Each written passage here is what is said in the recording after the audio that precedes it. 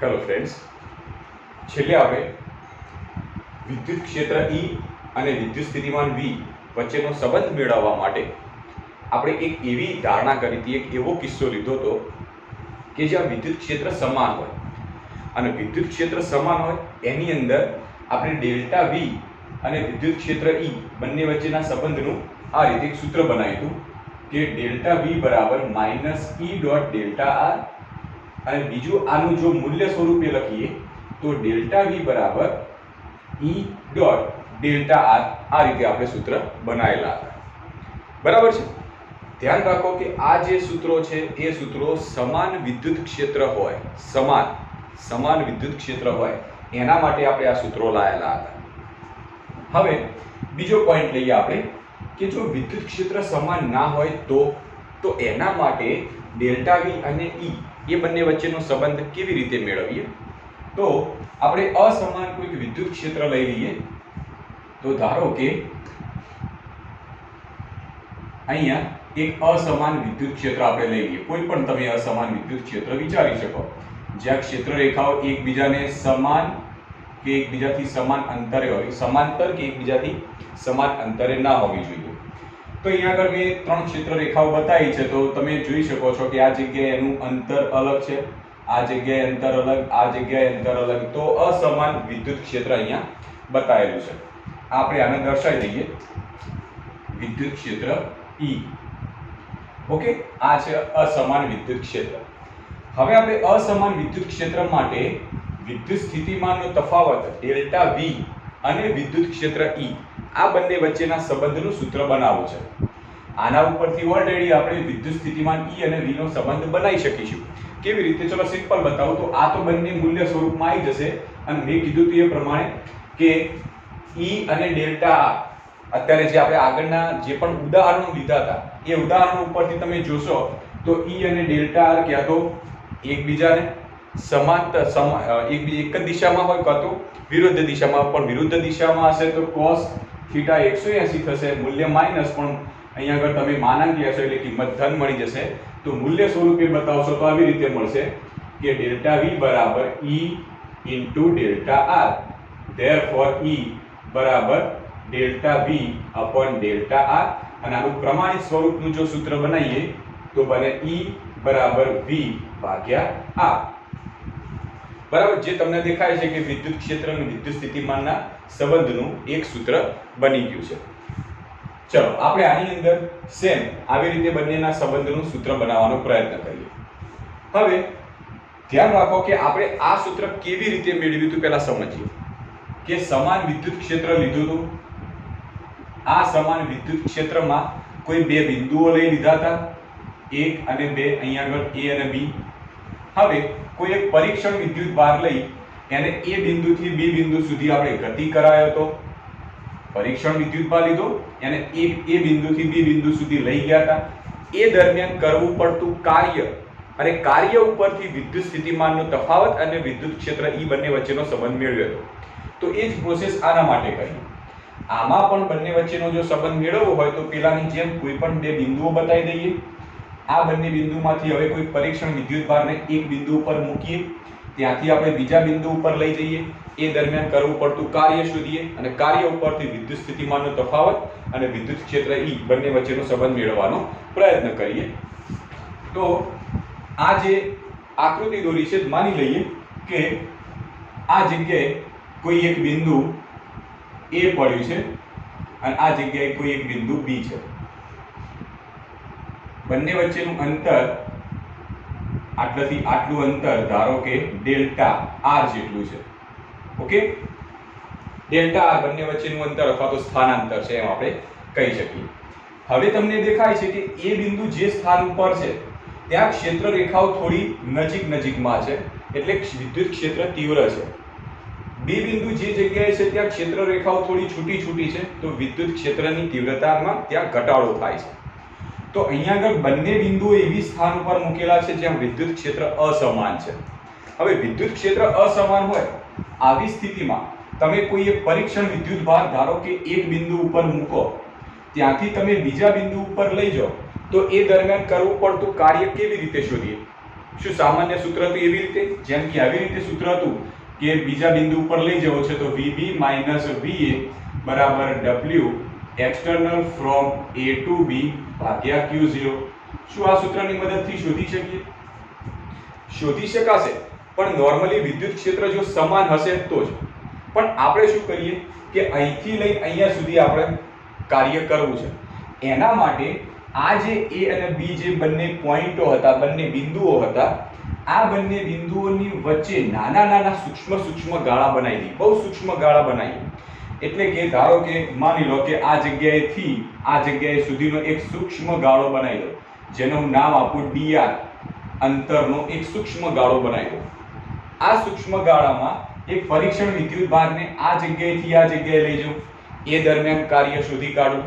પછી આ જગ્યાએથી ફરીથી બીજું સૂક્ષ્મ dr જેટલું સ્થાનાંતર કરાવો, એ દરમિયાન કાર્ય શોધું. ફરીથી સૂક્ષ્મ dr કરાવો, એટલું એ દરમિયાનનું કાર્ય શોધું.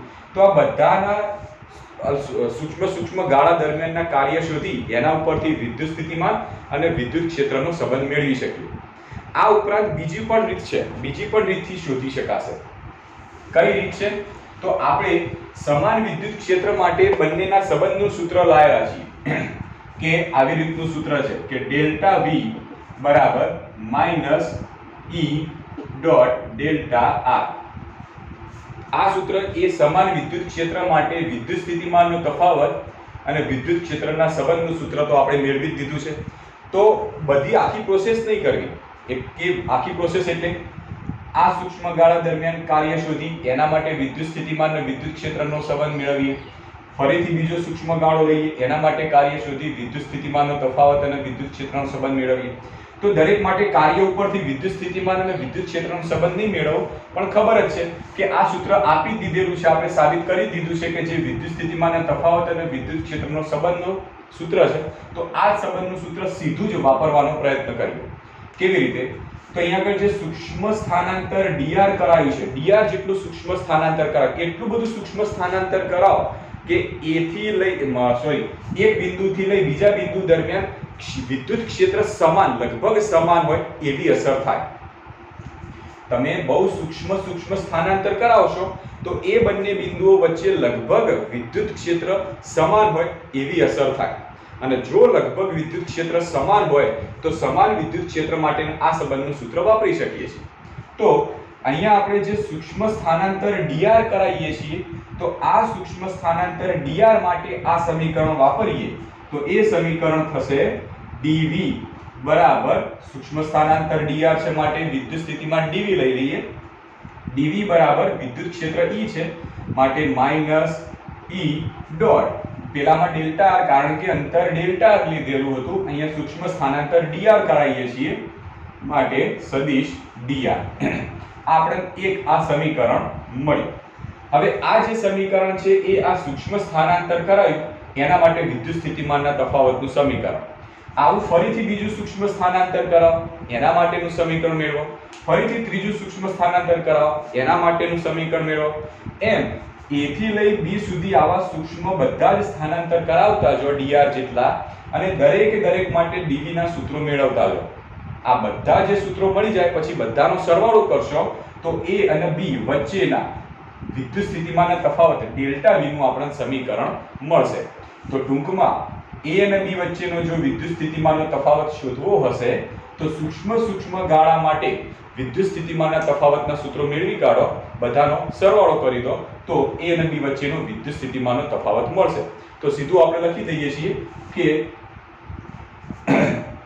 બિંદુ A અને B વચ્ચેનો વિદ્યુત સ્થિતિમાનનો તફાવત, જેને આપણે ડેલ્ટા V કહીએ. આ ડેલ્ટા V શું છે? વાસ્તવમાં જે સૂક્ષ્મ ગાળા બનાવ્યા છે એ બધા સૂક્ષ્મ ગાળાના વિદ્યુત સ્થિતિમાન જે લીધા એ બધાનો સરવાળો કર્યો એટલે આપણને ડેલ્ટા V મળ્યો. તો બધા સૂક્ષ્મ ગાળાના વિદ્યુત સ્થિતિમાન એ તો dv જેટલા છે અને બધાનો સરવાળો કરો એટલે સંકલનમાં આવી જશે. અને સંકલન ક્યાંથી ક્યાં સુધીનું કરો છો? A થી લઈ અને B સુધીનું. તો સંકલન A થી B ક્લિયર. dv ની આપણે સમીકરણ 1 ઉપરથી કિંમત મૂકીએ તો બરાબર સંકલન A થી B બી અને ડીબી તરીકે લઈએ માઇનસ સદિશ ઈ ડોટ dr માઇનસ ચિહ્ન બહાર લઈ લઈએ તો therefore ડેલ્ટા v બરાબર માઇનસ સંકલન a થી b સદિશ e ડોટ સદિશ dr. તો આ આપણને સમીકરણ જે મળ્યું છે એ સમીકરણ અસમાન વિદ્યુત ક્ષેત્રમાં વિદ્યુત સ્થિતિમાનનો તફાવત અને વિદ્યુત ક્ષેત્ર આ બંનેના સંબંધનું સૂત્ર છે. પણ વ્યાપક અર્થમાં આપણે જ્યારે દાખલાઓ ગણીશું ત્યારે દાખલાઓની અંદર આપણે આ સૂત્ર નહીં વાપરીએ, કારણ કે આ સૂત્રથી થોડો દાખલાઓ અકોડ પડી જશે. તો જો દાખલાઓ આપણે ગણવાના થશે તો એવા વખતે આપણે આ સમીકરણ નંબર 1 છે એનો આપણે ઉપયોગ કરીશું. તો સમીકરણ નંબર 1 એ આપણા માટે મોસ્ટ આઈએમપી સમીકરણ છે. આનો ઉપયોગ કરી અને જીનીટ માટેના એમસીક્યુ તથા ગુજકેટ માટેના એમસીક્યુ આપણે સોલ્વ કરવાનો પ્રયત્ન કરીશું. તો આ જ સમીકરણ લઈએ છીએ. આ બધું બાકીનું હું કાઢી દઉં છું, જેથી આ સમીકરણ જે સમીકરણ નંબર 1 છે એને થોડું મોડિફાઈ કરીએ, ઈઝી બનાવીએ અને એ સમીકરણ લઈએ અને પછી એના ઉપરના દાખલા ગણવાનો પ્રયત્ન કરીએ. તો સમીકરણ 1 રાખું છું, બાકીનું જવા દઉં છું. ચલો, જે સમીકરણ નંબર 1 છે એના માટે આપણે થોડું સમીકરણને મોડિફાઈ કરીએ. કેવી રીતે? તો અહીંયા આગળ વિદ્યુત ક્ષેત્ર E છે. હવે ખબર છે કે વિદ્યુત ક્ષેત્ર એ સદિશ રાશિ છે. હવે સદિશ રાશિ હોય તો એની દિશા x અક્ષ તરફ પણ હોય, y અક્ષ તરફ પણ હોય અને z અક્ષ તરફ પણ હોઈ શકે. એટલે ટૂંકમાં એમ કહી શકો કે જો વિદ્યુત ક્ષેત્ર કોઈ અલગ દિશામાં હોય તો એના x, y અને z ઉપરના ઘટકો હોઈ શકે. એવી જ રીતે આ વિદ્યુત ક્ષેત્ર E છે, એના જો x, y અને z અક્ષ ઉપરના ઘટકો લઈએ તો આ રીતે લખી શકાય કે સદિશ E બરાબર x અક્ષ ઉપરનો ઘટક ex i કેરેટ, y અક્ષ ઉપરનો ઘટક ey j કેરેટ, z અક્ષ ઉપરનો ઘટક ez k કેરેટ. બરાબર. dr એટલે સૂક્ષ્મ સ્થાનાંતર, અને સ્થાનાંતર ટૂંકમાં સ્થાન સદિશ પણ તમે એને કહી શકો. અને આપણે જાણીએ છીએ યામાક્ષ પદ્ધતિ હોય x y z અક્ષની યામાક્ષ પદ્ધતિ હોય, ધારો કે કોઈ બિંદુ એ ત્રણે ત્રણ અક્ષોના કોઈ વચ્ચેના કોઈ ભાગમાં છે, આ જગ્યાએ બિંદુ P છે, તો એનો સ્થાન સદિશ આપણે r દર્શાવીએ છીએ. અને આ સ્થાન સદિશ r ના આપણે ઘટકો લખીએ તો શું લખીએ છીએ? એનો x અક્ષ ઉપરનો ઘટક, y અક્ષ ઉપરનો ઘટક અને z અક્ષ ઉપરનો ઘટક. તો માટે આપણે એને આવી રીતે દર્શાવીએ છીએ કે સ્થાન સદિશ r બરાબર આપણે દર્શાવીએ છીએ x i caret plus y j caret plus z k caret. અહીંયા dr છે એટલે સૂક્ષ્મ સ્થાન, જે સ્થાન લીધેલું છે એ સૂક્ષ્મ લીધું છે, માટે એનું સ્થાન સદિશ પણ સૂક્ષ્મ થાય, માટે એના ઘટકો પણ સૂક્ષ્મ થશે. તો એના માટે જો બનાવીએ સમીકરણ તો થશે dx i caret plus dy j caret plus dz k caret. Clear? તો E અને dr આ બંનેની કિંમત સમીકરણ 1 માં મૂકીએ તો therefore dv બરાબર -12 લઈ લો. ઓકે, E માટેના ઘટકો લખી દઈએ તો ex i caret plus ey j caret plus ez k caret. Okay, into ગુણાકાર છે dr. ચલો dr ના ઘટકો લઈ લઈએ આપણે તો dx i caret plus dy j caret plus dz k caret. Clear? Okay, હવે ગુણાકાર કરવાનો છે. ગુણાકાર કરીએ કેવી રીતે? તો પહેલા પદનો ગુણાકાર આ ત્રણ સાથે, બીજા પદનો ગુણાકાર આ ત્રણ સાથે અને ત્રીજા પદનો ગુણાકાર પણ આ ત્રણ સાથે, જે આપણે ધોરણ 11 ની અંદર ભણી ગયેલા છીએ. સદિશ અદિશોનો જે પોર્શન હતો જેમાં સદિશોના ગુણાકારની કરવાનો હતો a ડોટ b અથવા તો a ક્રોસ b, જ્યારે સદિશોના ગુણાકાર કરતા હતા જેમાં ડોટ પ્રોડક્ટમાં જે ગુણાકાર કરતા હતા સેમ એ જ રીતે ગુણાકાર કરવાના છે. અને ગુણાકાર કરવાથી જો તમને યાદ ના હોય તો ફરીથી એ ચેપ્ટર ખોલજો અને ચેપ્ટરની અંદર જોજો કે બે સદિશો હોય, આ સદિશોનો ડોટ ગુણાકાર કરીએ કે જેના ત્રણ ઘટકો હોય i j અને k, તો એનો ફાઇનલ જવાબ શું મળશે? સિમ્પલ તમને ખાલી કહી દઉં છું કે માની લો કે પહેલા પદ સાથે ગુણાકાર કરીએ આ રીતે છે કે ex dx બંનેનો મૂલ્યનો તો ગુણાકાર થઈ જશે. હવે સદિશો છે તો સદિશમાં થશે i એકમ સદિશ i dot i. Okay, i dot i ને તમે લખો તો આવી રીતે લખાય ex dx i cos theta. i dot i નો મતલબ થશે i cos theta, જ્યાં theta એ બંને જે સદિશો છે એમની વચ્ચેનો ખૂણો. તો વિચારો i સદિશ કઈ બાજુ હશે? x અક્ષ તરફ. બીજો i એ પણ x અક્ષ તરફ, બંને એક જ દિશામાં, ખૂણો થીટા 0 થયો. થીટા 0 થશે તો cos થીટા ની કિંમત 1 થઈ જશે, તો તમને કિંમત ખાલી ex dx ની મળશે. તો કિંમત શું મળશે તમને? ex dx. હવે પહેલાનો તમે બીજાની સાથે જ્યારે ગુણાકાર કરશો આવી રીતે ex નો dy ની સાથે ગુણાકાર કરશો તો અહીંયા y માટેનો એકમ સદિશ છે j કેરેટ.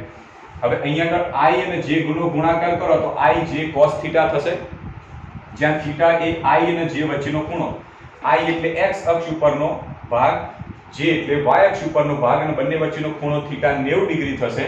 માટે cos 90 તો 0 અને 0 થઈ જશે તો આખી કિંમત 0. માટે અહીંયા તમે જવાબ લાવશો ત્યારે જવાબમાં શું આવશે? સમાન એકમ સદિશોનો જ્યારે ગુણાકાર કરીશું એ જ જવાબ તમને મળશે. એ જ તમે ધોરણ 11 ની અંદર ભણેલા છો, સેમ એ જ રીતે ગુણાકાર કરવાનો છે. તો હું સીધું લખી દઉં છું કે તમે ગુણાકાર કરશો તો i વાળાનો ગુણાકાર કરશો તો એનો જવાબ મળશે, j વાળાનો ગુણાકાર કરશો તો એનો જવાબ મળશે, dy અને k વાળાનો ગુણાકાર કરશો તો એનો જવાબ મળશે ez dz. જ્યારે i j નો ગુણાકાર કરશો તો જવાબ 0, i k નો કરશો તો 0, j i નો કરશો તો 0, j k no 0, k i no 0, k j નો 0. તો સમાન એકમ સદિશો એનો ગુણાકારની જ તમને કિંમત મળશે. તો આવી રીતે જવાબ મળશે આપણે. ક્લિયર? હવે કૌંસ છોડી કાઢું છું. તો dv બરાબર minus ex dx minus ey dy minus ez dz. આને કહીએ આપણે સમીકરણ 2. આ છે આપણું સમીકરણ 2. આજે હજી આ સિમ્પ્લિફાય થયેલું સમીકરણ નથી. આપણે દાખલાની અંદર આ સમીકરણ વાપરીશું તો પણ હજી જવાબમાં લગભગ થોડું કોમ્પ્લિકેશન રહેશે. એના કરતાં બેટર છે કે થોડું હજી આના અંદર ફેરફાર કરીએ. ફેરફાર શું કરીએ કે સમીકરણ 2 છે એ સમીકરણ 2 ને x પહેલા x વડે, પછી y વડે અને પછી z વડે આંશિક વિકલન કરીએ. આંશિક વિકલન શું છે? એ વિકલનનો જ એક ભાગ છે. આંશિક વિકલન એ વિકલનનો જ ભાગ છે. જ્યારે તમે વિકલન કરો છો ત્યારે રાશિ લખાય છે d સ્વરૂપે. d સ્વરૂપે લખાય. જ્યારે તમે આંશિક વિકલન કરો ત્યારે રાશિ લખાય ડેલ સ્વરૂપે, del x upon del y. બંનેનું વિકલન સેમ થાય છે. બંનેનું વિકલન સેમ થાય, પણ જે વિકલન કરો ત્યારે d સ્વરૂપે દર્શાવાય અને આંશિક વિકલન કરો ત્યારે ડેલ સ્વરૂપે દર્શાવાય. આપણે આ સમીકરણના આંશિક વિકલન લેવાના પ્રયત્ન કરીએ. એટલે કે સમીકરણ 2 જે છે, સમીકરણ 2 એનું પહેલા x પ્રત્યે આંશિક વિકલન કરીએ, એનો જવાબ લાવીએ. પછી સમીકરણ 2 નું y પ્રત્યે આંશિક વિકલન કરીએ, એનો જવાબ લાવીએ. અને સમીકરણ 2 નું આપણે z પ્રત્યે આંશિક વિકલન કરીએ અને જવાબ લાવવાનો પ્રયત્ન કરીએ. તો સૌથી પહેલા સમીકરણ 2 નું આપણે x પ્રત્યે આંશિક વિકલન કરીએ. સમીકરણ 2 નું x પ્રત્યે આંશિક વિકલન કરતા, ચલો આંશિક વિકલન કરીએ એના પહેલા વિકલન સમજી લઈએ કે કેવી રીતે કરીશું. તો હું આ સમીકરણ અહીંયા ફરીથી લખું છું. dv બરાબર minus ex dx minus ey dy minus ez dz. પહેલા આપણે વિકલન સમજીએ. જો વિકલન આવડી ગયું તો એ જ છે આપણું આંશિક વિકલન. તો સમીકરણનું આ સમીકરણનું x પ્રત્યેનું વિકલન કરીએ. તો તમે જો x પ્રત્યે વિકલન કરો તો એની અંદર આવતો y અને z આ બંને થઈ જાય અચળ. સમીકરણનું તમે x પ્રત્યે જો વિકલન કરો તો y અને z બંને અચળ થઈ જશે. એનો મતલબ y નું વિકલન અને z નું વિકલન થઈ જશે 0. જો સમીકરણમાં y x પ્રત્યે જો તમે વિકલન કરતા હોય અને એની અંદર y અને z આવશે તો એ અચળ રાશિ તરીકે હશે અને એના વિકલન એ શૂન્ય થઈ જાય. તો ટૂંકમાં ખાલી એટલું યાદ રાખો કે સમીકરણનું જો x પ્રત્યે વિકલન કરતા હોય તો x નામની રાશિ આવતી છે ત્યાં વિકલન થશે, બાકીના બધાનું શૂન્ય થઈ જશે. તો અહીં આગળ આપણે આ જે સમીકરણ છે એનું વિકલન કરવાનો પહેલા પ્રયત્ન કરીએ તો શું થશે? તો dv x પ્રત્યે વિકલન by dx બરાબર અહીંયા પહેલું પદ છે, અહીંયા ટોટલ 3 પદ આપેલા છે, જેમાંથી બે પદ જો આ બંને પદ જુઓ જેમાં x નામની રાશિ આવતી નથી, માટે આ બંનેના વિકલન કરશો તો જવાબ આવી જશે 0. તો ફક્ત એક જ પદ વધ્યું કે જેના અંદર dx આવે છે, મતલબ x વાળું પદ આવે છે, તો એનું વિકલન થશે તો dx ની સાથે જે ગુણાયેલું છે ex જે વિદ્યુત ક્ષેત્રનો x દિશામાંનો ઘટક છે તો એ અચળ તરીકે બહાર આવી જશે. તો -ex વધ્યું શું? એકલા dx, એનું તમાર x પ્રત્યે વિકલન કરવાનું. therefore dv by dx કરશો તો -ex અને dx કેન્સલ એટલે એકલા ex વધશે. ચલો સેમ આવી રીતે y પ્રત્યે કરો તો શું આવશે? y પ્રત્યે કરીએ તો dv dy બરાબર y વાળા પદ આ જગ્યાએ છે તો x અને z નું વિકલન શૂન્ય થાય, તો ફક્ત y વાળા પદને પકડીએ તો આની અંદર dy ની સાથે જે ગુણાયેલું છે અચળ બહાર આવશે તો -ey બાર વધ્યું શું? આ બાજુ dy વધે એનું dy પ્રત્યે y પ્રત્યે વિકલન, તો y કેન્સલ, તો આનો જવાબ શું મળ્યો? dv dy બરાબર -ey મળ્યો. સેમ આવી રીતે z પ્રત્યે પણ વિકલન કરી શકો. જે વિકલન કર્યું સેમ એ જ રીતે આંશિક વિકલન કરવાનું, પણ જ્યાં d છે ત્યાં ડેલ બનાવી દેવાના. તો અહીંયા આગળ આ સમીકરણ 2 નું x પ્રત્યે વિકલન કરીએ તો કિંમત મળશે d છે ત્યાં થઈ જશે ડેલ v ડેલ x બરાબર આ બંને પદમાં x તો આવતા નથી, માટે આ બંનેનું આંશિક વિકલન શૂન્ય, ફક્ત પહેલું પદ જ છે. પહેલા પદમાં dx છે જેનું વિકલન થશે તેની સાથે જે ગુણાયું છે અચળ બહાર આવી જશે તો -ex અને આનું થઈ જશે d નું થઈ જશે ડેલ ભાગ્યા ડેલ x અને આ તો કેન્સલ 1 થઈ જશે. તો therefore dv del v del x બરાબર -ex. તો આ x પ્રત્યે જો વિકલન કરો તો આ જવાબ મળશે. આને તમે મોડિફાઈ કરો તો આવી રીતે થશે કે ex એકલા રાખો, માઈનસ ચિહ્ન આ બાજુ લઈ લો તો શું થશે? del v del x. તો આ એક વિદ્યુત ક્ષેત્રનો x દિશામાંનો ઘટક જેનું વિદ્યુત સ્થિતિમાન સાથેના સંબંધનું સમીકરણ મળ્યું. સેમ આવી રીતે આપણે સમીકરણ 2 નું y પ્રત્યે આંશિક વિકલન કરીએ.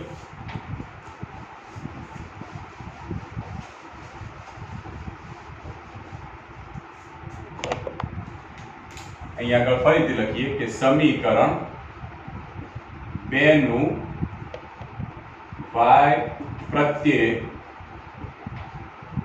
આંશિક વિકલન કરતા. ઓકે, y પ્રત્યે કરીએ. ચલો તો આ રીતે થશે del v del y બરાબર x અને z બંનેની અંદર y આવતો નથી માટે શૂન્ય, તો ફક્ત dy વાળું પદ છે એનું જ થશે. તો એનું પદ છે -ey અચળ બહાર આવી ગયા, dy એ થઈ જશે del y અને y પ્રત્યે આંશિક વિકલન એટલે del y. તો આ કેન્સલ થઈ ગયા, તો વધ્યું શું? therefore del v del y બરાબર -ey. therefore ey બરાબર શું થશે? del v del y. આ છે આપણો વિદ્યુત ક્ષેત્રનો y દિશામાંના ઘટકનું વિદ્યુત સ્થિતિમાન સાથેનો સંબંધ. ઓકે, સેમ આવી રીતે આપણે સમીકરણ 2 નું z પ્રત્યે આંશિક વિકલન કરીએ. તો ત્રીજો પોઈન્ટ, સમીકરણ 2 નું z પ્રત્યે આંશિક વિકલન કરતા. z પ્રત્યે આંશિક વિકલન કરીએ તો આનો જવાબ શું મળશે? તો તમે જાતે જ લખી શકશો કે del v del z z વાળા પદનું આંશિક વિકલન થશે, બંનેનું શૂન્ય થશે અને અચળ આવશે minus Ez into del Z upon del Z. Del Z cancel થઈ ગયા, તો સીધો જ જવાબ લખી દઉં છું કે Ez બરાબર minus del V upon del Z. આ છે આપણું ત્રીજો ઘટક વિદ્યુત ક્ષેત્રનો. 3 ઘટક મળી ગયા.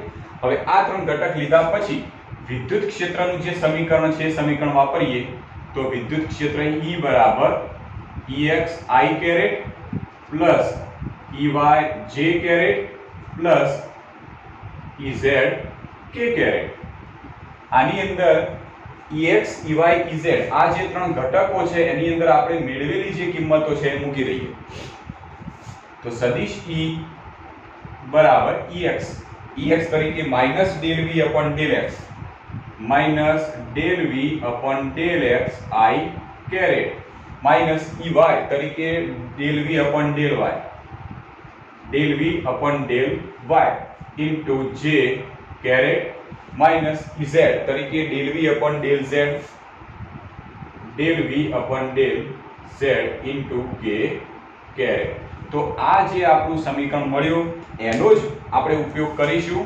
આ બંને ક્યાં તો આ બંનેમાંથી કોઈ પણ આનો ઉપયોગ કરી અને આપણે દાખલાઓ અથવા MCQ સોલ્વ કરવાનો પ્રયત્ન કરીશું. તો જે સમીકરણ હતું એનો આપણે સિમ્પ્લિફાય કર્યું. તમારે શું કરવું પડે? આ સમીકરણ જો આ સમીકરણનો ઉપયોગ કરો તો પાછા x y z ના ઘટકો લખવા પડે, એ જ રીતે dr ના કરવા પડે, પછી એને ડેલ વાળા ભાગમાં ફેરવવા પડે. એના કરતાં બેટર એ છે કે આપણે સીધું જે સમીકરણ બનાવી દીધું, હવે આ સમીકરણ આપણે યાદ રાખીશું અને એના ઉપરથી MCQ સોલ્વ કરવાનો પ્રયત્ન કરીશું. તો આપણે કોઈ એક MCQ લઈ લઈએ. ધારો કે એક રકમ લઈ લઈએ જે કોમ્પિટિટિવ એક્ઝામની અંદર પૂછાવાની શક્યતા હોય અથવા તો એવા પ્રકારનું પૂછાવાની શક્યતા હોય કે માની લો કે વિદ્યુત ક્ષેત્રનું એક સમીકરણ આપ્યું છે. ક્વેશ્ચન છે કે V બરાબર 2x ઓછા y પ્લસ z નું 1 0 1 બિંદુ પાસે વિદ્યુત ક્ષેત્ર E તથા તેનું મૂલ્ય ખાલી જગ્યા થાય. એક રકમ આપી છે કે v બરાબર v એટલે વિદ્યુત સ્થિતિમાનનું આ સમીકરણ આપ્યું છે 2x ઓછા y z નું 101 બિંદુ પાસે વિદ્યુત ક્ષેત્ર E તથા તેનું મૂલ્ય કેટલું થાય. તો સૌથી પહેલા આપેલી રકમ સમજવાનો પ્રયત્ન કરો કે કયા બેઝ ઉપરનું આપણે સોલ્યુશન લઈશું. રકમ તમને વિદ્યુત સ્થિતિમાન V અને વિદ્યુત ક્ષેત્ર E આ બંનેનો અંદર ઉલ્લેખ કર્યો છે, માટે આ બંનેના સંબંધનું સૂત્ર વાપરવું પડશે. ક્લિયર? તો આ બંનેના સંબંધનું સૂત્ર વાપરવાનો પ્રયત્ન કરીએ. હવે પ્રશ્ન એ થાય કે આમાં આપણે સમાન વિદ્યુત ક્ષેત્ર માટેના સૂત્રો વાપરીએ કે અસમાન માટે. તો યાદ રાખજો કે જો દાખલાની રકમમાં વિદ્યુત સ્થિતિમાન કોઈ સમીકરણ સ્વરૂપે આપેલું હોય, તો બને ત્યાં સુધી આ જ આવશે 99% આ સમીકરણ એટલે અસમાન વિદ્યુત ક્ષેત્ર વાળો પોર્શન અથવા તેના સૂત્રનો ઉપયોગ થશે. ચલો પહેલા આપણે સમીકરણ લખી દઈએ કે v બરાબર 2x ઓછા y પ્લસ z આ સમીકરણ છે. તો આ સમીકરણ માટે આપણે સીધી જ વિદ્યુત ક્ષેત્ર E એટલે સદિશ E અને એનું મૂલ્ય આ બંને શોધવાનો પ્રયત્ન કરીએ. તો ઓકે, તો પહેલા તો આ જે સમીકરણ હતું, તો આ સમીકરણ જેમ કે તમને ખબર છે કે વિદ્યુત સ્થિતિમાન V નું આપણે એક સમીકરણ લાયા હતા. કયું હતું સમીકરણ નંબર 2? કે V બરાબર -Ex dx minus Ey dy minus Ez dz. જેમ આ સમીકરણ હતું, આ સમીકરણને x પ્રત્યે y પ્રત્યે z પ્રત્યે આંશિક વિકલન કરવાથી આપણને આવા પ્રકારનો ભાગ મળે. એટલે ટૂંકમાં તમે કહી શકો કે Ex બરાબર આટલા, Ey બરાબર આટલા અને Ez બરાબર આટલા છે. તો આ જે સમીકરણ રહ્યું એ સમીકરણમાંથી પહેલા Ex Ey અને Ez શોધી કાઢીએ. તો સૌથી પહેલા Ex શોધીએ. તો Ex નું સમીકરણ શું છે? -del v upon del x. Okay, તો v તરીકે આપણું સમીકરણ મૂકી દઈએ. તો -del upon del x 2x ઓછા y plus z. હવે વિકલન કરવાનું છે, સિમ્પલ વિકલન કરીએ એ રીતે જ કરવાનું છે. મેં કીધું એ પ્રમાણે જો x પ્રત્યે વિકલન કરતા હોય તો y અને z બંને શૂન્ય, એનું વિકલન શૂન્ય થઈ જાય. તો આ બંને તો કાઢી દઈએ તો શૂન્ય થઈ ગયા, નીકળી ગયા. વધીશું ફક્ત પહેલું પદ અને કયું છે minus del 2x upon del x. આને તમે આમ પણ લખી શકો કે x ની આગળ જે ગુણાયેલું હોય એ અચળ તરીકે બહાર આવે. તો માઇનસ 2 બહાર આવશે. વધશે શું del x upon del x. તો આ તો થઈ ગયા 1, તો જવાબ આવ્યો -2. તો પહેલાનો જવાબ ex નો જવાબ કેટલો આવ્યો -2. સેમ આવી રીતે આપણે શોધીએ ey. તો ey બરાબર શું થશે? તો ey બરાબર સમીકરણ જાણીએ છીએ -del v upon del y. Okay, ચલો v ની કિંમત મૂકીએ તો del upon del y 2x - y plus z. y પ્રત્યે આંશિક વિકલન કરો છો માટે x અને z ના વિકલનના મૂલ્યો શૂન્ય. તો વધશે શું? ફક્ત આ માઈનસ આગળ આવી જશે. સોરી, માઈનસ તો હતું જ ઓલરેડી. માઈનસ તો હતું જ. આ માઈનસ જે આવશે, જે પદનું વિકલન થશે ચિહ્ન સાથે આવશે. તો અહીંયા આગળ માઈનસ y છે એ આ રીતે લખું -del upon del y minus y વધ્યા. માઈનસ ચિહ્ન બહાર લઈ લો તો પ્લસ થઈ જશે અને del y કેન્સલ, એટલે જવાબ આવશે 1. તો આ જવાબ આવ્યો 1. સેમ આવી રીતે આપણે કરીએ Ez બરાબર -del v upon del z. therefore -del upon del z. z પ્રત્યે કરવાનું થાય છે તો z પ્રત્યે આંશિક વિકલન કરીએ તો z વાળા પદનું થશે, બાકીના બંનેનું નહીં થાય. તો -del z વાળું એક જ છે, del z upon del z, અને એ કેન્સલ થઈ ગયું તો જવાબ આવ્યો -1. તો આ ત્રીજી કિંમત મળી. તો ex મળી ગયા, ey મળી ગયા, ez મળી ગયા, અથવા તો તમે એમ કહી શકો કે -del v upon del x મળ્યા, -del v upon del y મળ્યા અને -del v upon del z મળ્યા. તો આ કે તો આ બંનેમાં કિંમત ગમે તે મૂકી શકો. તો ex, ey અને ez ની કિંમતો મળી ગઈ છે તો સીધા સમીકરણમાં મૂકી દઈએ તો આવી રીતે થશે.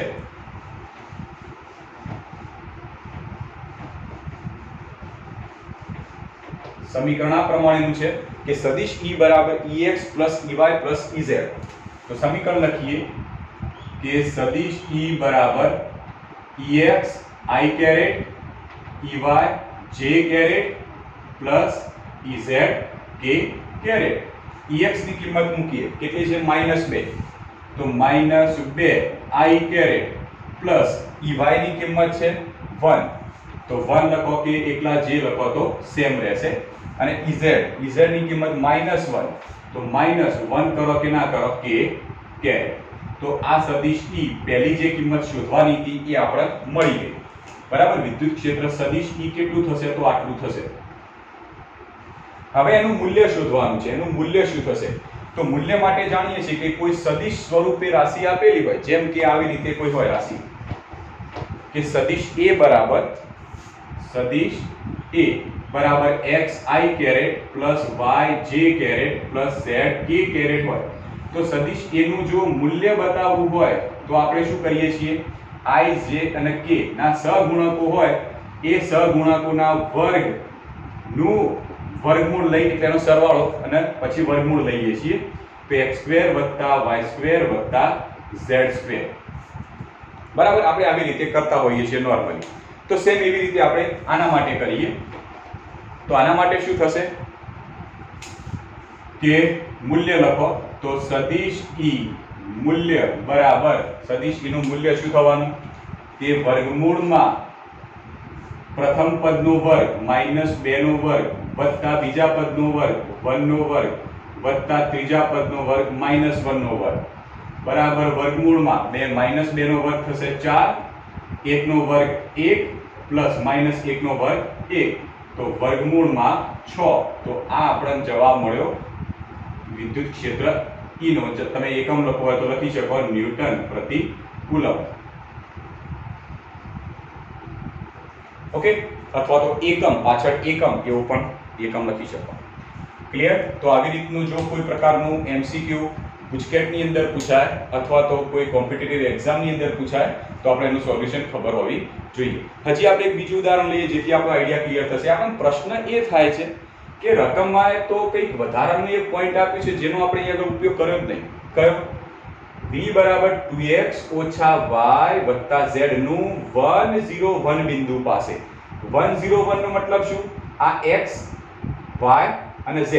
જો તમે આ જે સાદુરૂપ આપો છો, સાદુરૂપ દરમિયાન મળતું જે સમીકરણ રહ્યું એ સમીકરણ x y અને z ના સ્વરૂપમાં હોત એટલે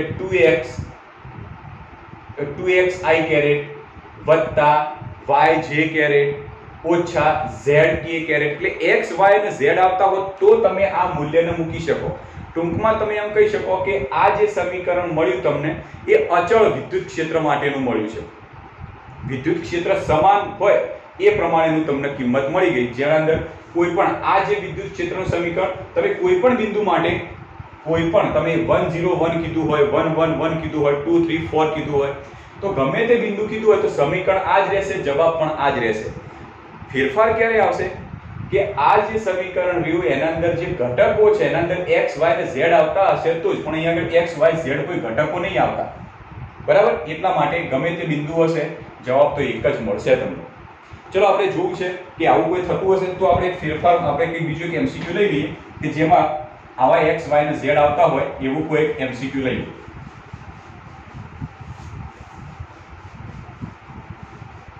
એક ક્વેશ્ચન આપણે આવી રીતનો લઈએ છીએ કે એક ક્વેશ્ચન છે v બરાબર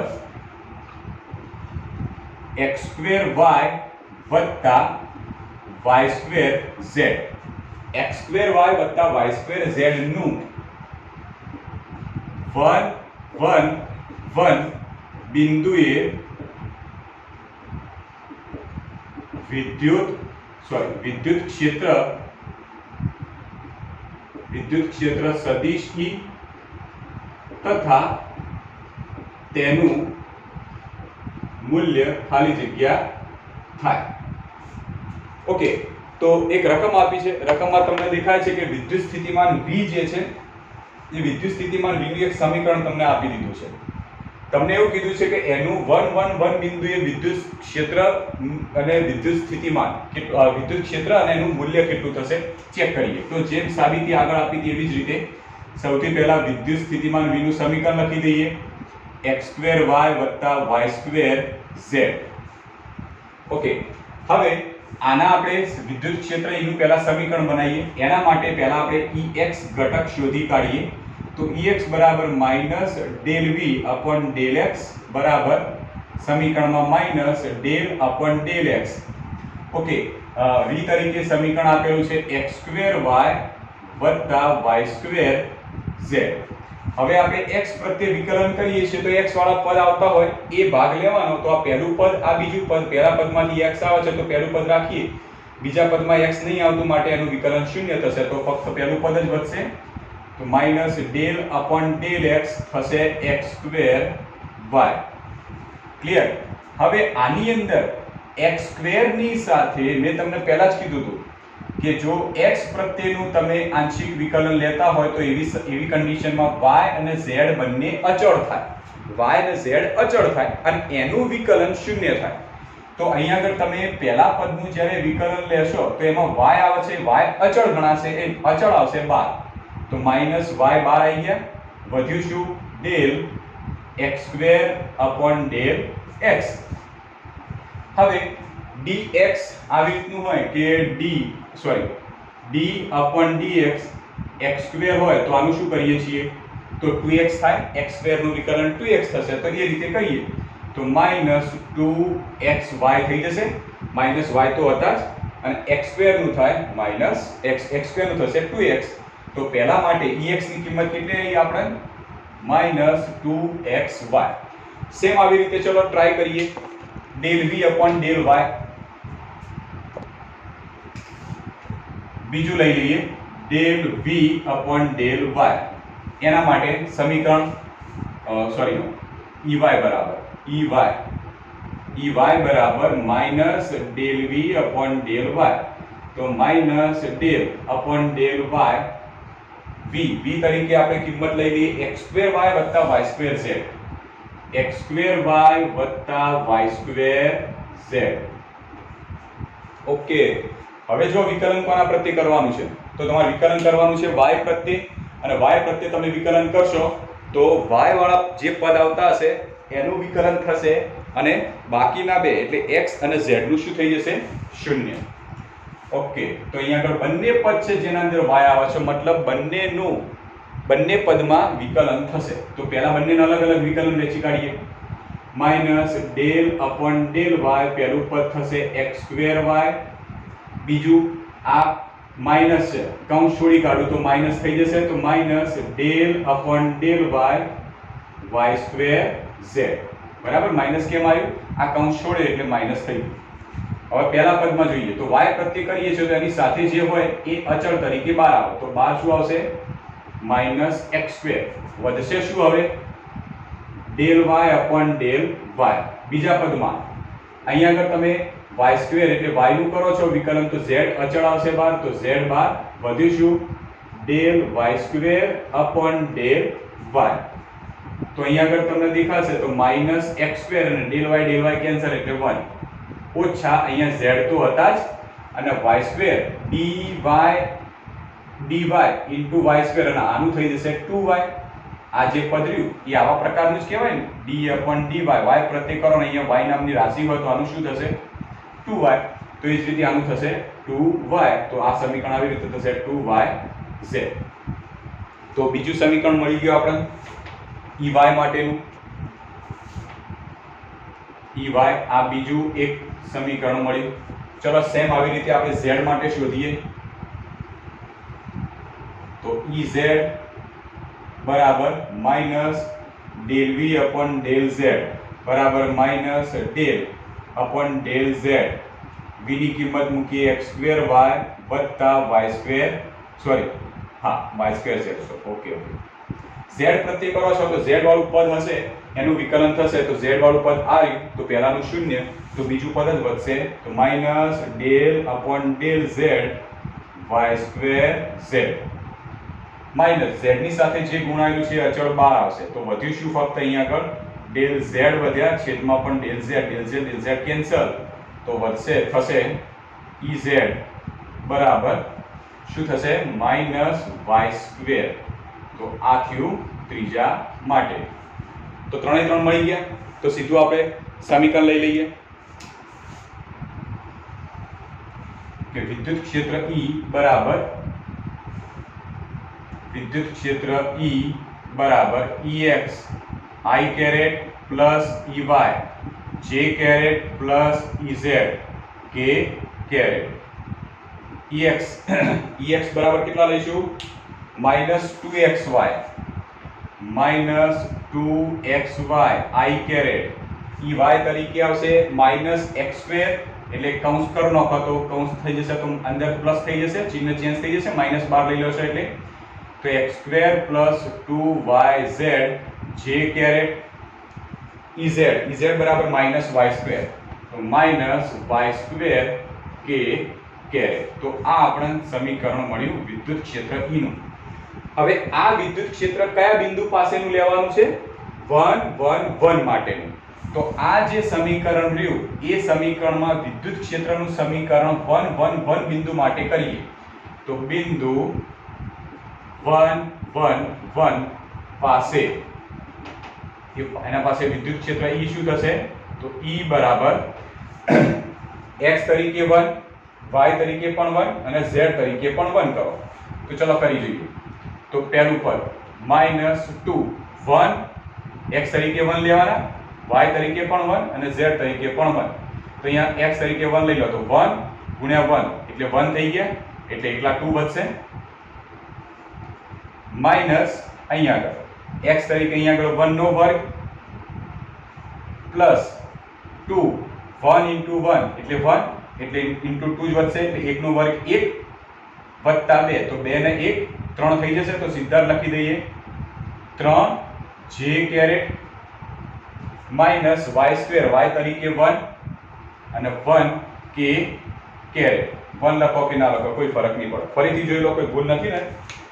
2 x તરીકે 1 y તરીકે 1 1 * 1 1 ગુણ્યા 2 એટલે -2i કેરેટ અહીંયા આગળ x² તરીકે 1 એટલે 1 નો વર્ગ 1 વત્તા 2 ની સાથે y ગુણ્યા z એટલે 1 * 1 એટલે 1 એની સાથે 2 ગુણો તો 2 * 2 વત્તા 1 એટલે 3j કેરેટ ઓછા y² y તરીકે 1 લો એનો વર્ગ કરો તો 1 થશે k કેરેટ.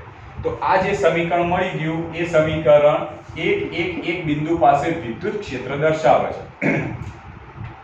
આ સમીકરણ બરાબર છે. હવે એનું મૂલ્ય શોધવાનું છે તો આનું મૂલ્ય લઈએ તો મૂલ્ય આપણે કેવી રીતે લઈએ છીએ માનાંકમાં કરો તો વર્ગમૂળમાં પ્રથમ પદનો વર્ગ -2 નો વર્ગ વત્તા બીજા પદનો વર્ગ -3 નો વર્ગ વત્તા ત્રીજા પદનો વર્ગ -1 નો વર્ગ.